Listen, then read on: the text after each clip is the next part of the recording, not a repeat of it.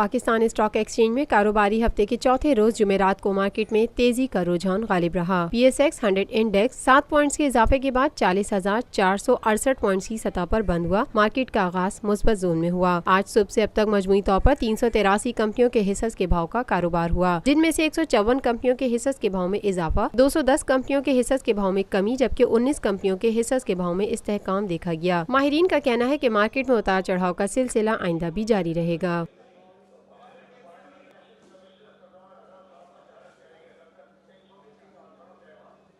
Lotus Lake Towers, a groundbreaking endeavor by Lotus Properties.